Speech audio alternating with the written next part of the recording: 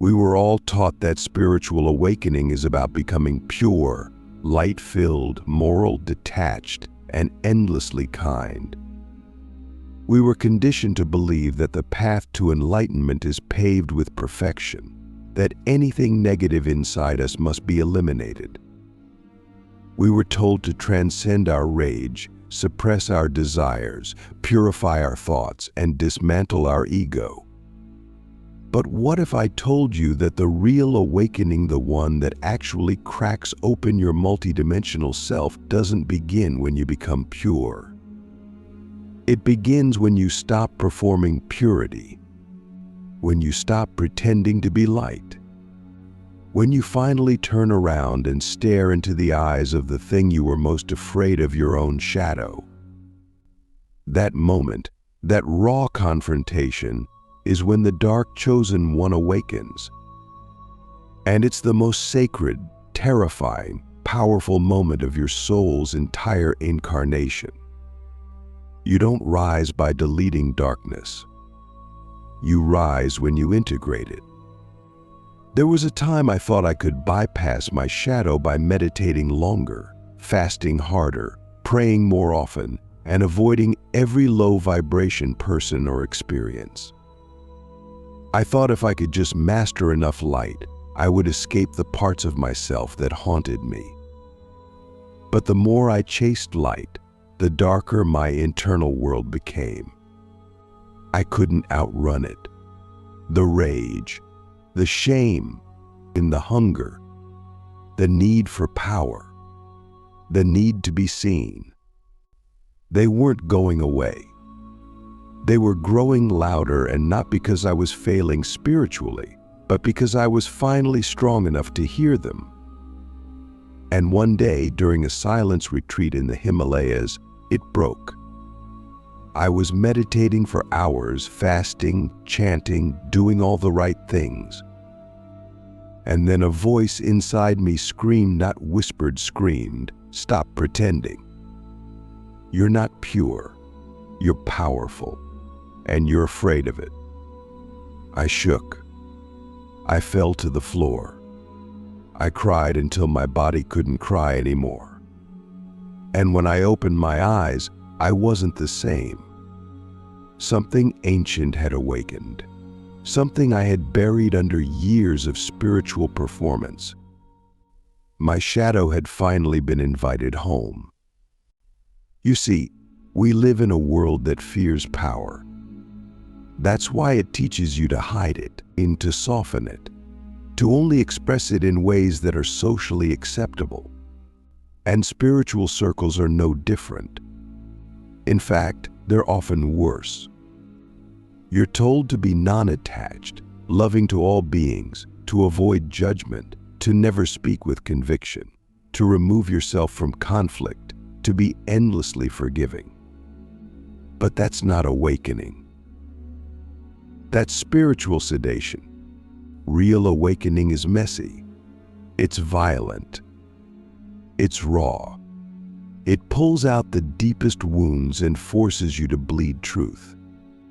Real awakening means looking at the parts of yourself that want revenge, that want control, that want validation, that want to dominate, and instead of suppressing them, listening to them. Not to obey them, but to liberate them. Because those parts are not evil. They are wounded. They are ancient energies that were never given a voice. And until you allow them to speak, they will control your life from the shadows. The dark chosen ones are not more evolved than others. They're just more honest. They've stopped pretending they're here to be perfect. They know they're here to be whole, and wholeness includes the light and the dark, the conscious and the unconscious, the sacred and the profane.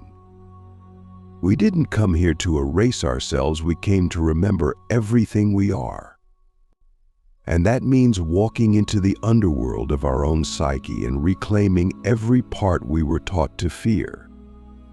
That means holding our anger like a sacred fire, not a threat. That means accepting that our desire for power is not demonic, it's divine when rooted in consciousness. That means knowing that our jealousy, our pain, our shame, our lust, these are not signs of our failure. They are invitations, initiations, gates. And only those brave enough to walk through them become architects of reality. Let me ask you something. When was the last time you allowed your shadow to speak? Not in secret, not in shame, but in presence. When was the last time you looked in the mirror and said, I see the rage, I see the hunger, I see the need to be seen, and I do not judge you. I honor you. Do you know what happens when you do that? Your energy field begins to expand. Your power begins to return. Your soul begins to reorganize itself around truth instead of performance. That's when your psychic gifts explode. That's when your vision sharpens. That's when your words begin to transmit instead of just communicate. Because purity doesn't give you power. Integration does. Our shadow is not some optional thing to deal with after we've mastered the light. It is the gatekeeper to our highest timeline. And the reason so many chosen ones feel stuck, blocked, or disempowered is because they're still trying to ascend without going down. But you cannot rise until you anchor. You cannot channel light until you've made peace with the dark. You cannot embody truth if you still fear your own darkness. This is the paradox of the awakened path. The deeper you go into the underworld, the higher your frequency becomes. Not because darkness is better, but because it's real. And the universe does not respond to performance. It responds to authenticity. I met a woman once who had spent decades in spiritual communities. She was soft-spoken, always smiling, endlessly kind. But something about her felt hollow. Her energy was light, but it was thin. And one day, during a healing session, her mask cracked. She started screaming, cursing, crying. She admitted she hated her family, that she resented her guru, that she wanted to quit the temple and run away. Everyone in the room froze. They thought she was having a breakdown, but I saw something different. I saw her birth. In her shadow, I saw her soul. And when she was done, her energy changed. It became dense, magnetic, real. That was the day she stopped being a student of light and became a carrier of truth. And that's what this is really about, isn't it? Truth, not belief, not dogma, not morality, but truth. And the truth is, you are not here to be light or dark. You are here to be complete. You are here to walk as the full spectrum of human and divine, not a sanitized version of it. Your anger is sacred. Your desire is sacred. Your ambition is sacred. Your chaos is sacred. It's not about indulging the shadow, but about knowing it, integrating it, and transmuting it into creative force. Because the shadow, once honored, becomes fuel. It becomes clarity. It becomes magnetism. So I'm going to ask you again, but deeper this time, what part of you have you buried in the name of purity? And what if that part holds the key to your next level of power? You can only suppress your shadow for so long. Eventually, it will demand to be seen. It will show up as illness, as sabotage, as apathy, as projection, or it will show up as a revelation. And that's where the dark chosen ones rise, not in spite of their shadow, but because of it. They don't reject their power. They refine it. They don't fear their darkness. They master it. They don't seek approval. They become a portal for others to remember who they are. As we embark on this spiritual journey, it's essential to understand that the concept of being a dark chosen one is often misunderstood.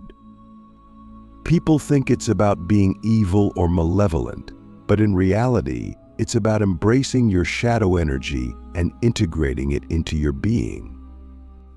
The shadow self is not something to be feared or suppressed. It's a part of you that holds immense power and wisdom. In this video, we'll explore how your shadow energy awakens only when you stop being pure, and how this awakening can lead to profound spiritual growth and transformation. The idea of being pure is often associated with spiritual growth. But what if I told you that this concept can be limiting? What if being pure means suppressing your shadow self and ignoring your true nature? The truth is, your shadow energy is a part of you, and it's essential to integrate it into your being to achieve spiritual wholeness. Think of your shadow self as the part of you that's been hiding in the shadows, waiting to be acknowledged and accepted. I remember a time when I was on a spiritual retreat, and I was struggling to come to terms with my own shadow energy. I had been suppressing it for so long, trying to be pure and enlightened, but it only led to feelings of disconnection and isolation. It wasn't until I confronted my shadow self that I began to understand its power and significance. I realized that my shadow energy was not something to be feared, but something to be integrated and harnessed. So I ask you, what part of yourself have you been suppressing or hiding? What aspects of your personality or behavior have you deemed impure or unacceptable? It's time to confront these parts of yourself and integrate them into your being. Remember, your shadow energy is not something to be feared. It's a part of you that holds immense power and wisdom. The first step to integrating your shadow energy is to acknowledge its existence. This can be a challenging task, as it requires you to confront parts of yourself that you may have been trying to suppress or hide. But it's essential to understand that your shadow self is not something to be feared. It's a part of you that holds immense power and wisdom.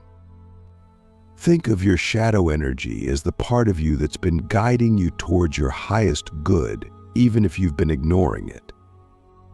As we explore the concept of shadow energy, it's essential to understand that it's not just about individual growth, it's also about collective evolution. The world needs more people who are willing to confront their shadow selves and integrate them into their being. It's time for us to stop being pure and start being whole. It's time for us to embrace our shadow energy and harness its power. The journey of integrating your shadow energy is not an easy one, but it's essential for spiritual growth and transformation. It requires you to confront parts of yourself that you may have been trying to suppress or hide, but it's worth it. When you integrate your shadow energy, you'll experience a profound sense of wholeness and unity. You'll feel more connected to yourself and the world around you. So, I ask you, are you ready to confront your shadow self and integrate it into your being? Are you ready to stop being pure and start being whole? If so, then you're on the right path. Remember, your shadow energy is not something to be feared. It's a part of you that holds immense power and wisdom. There's a moment in the journey of every dark chosen one when something irreversible happens. After the collapse of performance, the death of the illusion of purity, and the full confrontation with the shadow, something ancient, something cosmic begins to stir. It's the point where your shadow stops being a wound and starts becoming a weapon. Not a weapon of destruction, but of creation. You begin to realize that the very emotions, energies, and instincts you once feared, rage, desire, jealousy, ambition, grief, are not obstacles on your path. They are the path. They are the locked vaults of your real power. And now, because you've stopped pretending, because you've stopped running, you hold the key. This is shadow alchemy, turning chaos into command, rage into radiance. It is not metaphorical. It is energetic law, and once you activate it, your entire reality begins to respond differently to you. You start to notice that situations which used to trigger you now charge you. You feel the fire rise, but instead of panicking, you direct it. You use anger as clarity. You use grief as depth. You use envy as a mirror of who you're becoming. You move through the world not as someone trying to stay aligned, but as someone who embodies alignment because you've integrated the entire field, not just the light side of it. Your negative emotions become sacred messengers. You sit with them like old gods. You ask, "What are you here to show me?" And they always answer, "The shadow doesn't want to hurt you. It wants to serve you." But only when you stop fearing it. Only when you stop trying to cast it out like a demon and instead treat it like the part of your soul that's been screaming for love in the language of chaos. I remember one of the most powerful initiations I ever experienced. Someone betrayed me deeply. It wasn't small. It felt like the kind of betrayal that could break a person. And the old me would have collapsed, would have cried, would have tried to be spiritually mature and forgive immediately. But I didn't. I sat with the betrayal. I let the rage rise. I didn't act on it, I listened to it. I let it show me where I had betrayed myself, where I had abandoned my own knowing, where I had made myself small to be liked. And in that fire, I forged something unshakable: boundaries, clarity, truth. That betrayal didn't break me. It built me. Because I alchemized it. I didn't suppress the rage, I turned it into radiance. That's power. That's shadow mastery. And here's where it gets multidimensional. Once you integrate your own shadow, you start to see others differently. You no longer judge them by their masks. You feel their truth beneath their performance. You sense the trauma behind their ego. You see the child behind the narcissist, the pain behind the control, the fear behind the cruelty. You become dangerous not because you manipulate, but because you see through everything. And that's what makes a dark chosen one truly magnetic. It's not the aesthetics, it's not the mystique, it's the presence, the weight, the field. People feel you before you speak. And when you speak, your words vibrate differently. Because you're no longer talking from theory, you're transmitting from integration. But shadow alchemy isn't just about emotion. It's also about desire. And this is where the final layer of power is revealed. You see, we've been taught that desire is a trap, that it pulls us away from enlightenment, that to want something is to be attached. But that's a distortion. It's not desire that binds us, it's unconscious desire, repressed desire, performative desire. The dark chosen ones reclaim their desire as a sacred compass. They don't chase it blindly. They tune into it like an oracle. They ask, is this desire coming from wounding or from truth? And when it's truth, they follow it with fire. Because aligned desire is divine architecture. It's how your soul writes code into the matrix. It's how you reshape timelines. It's how you collapse the future into now. So what do you desire right now? Not what you think you should want, but what your soul is burning for. Is it wild freedom? Is it unapologetic expression? Is it sacred partnership? Is it legacy, impact, creation, influence, sanctuary, a deeper union with God? Whatever it is, stop judging it. Stop filtering it through someone else's definition of enlightenment. That burning inside you is not sin. It's not ego. It is encoded instruction.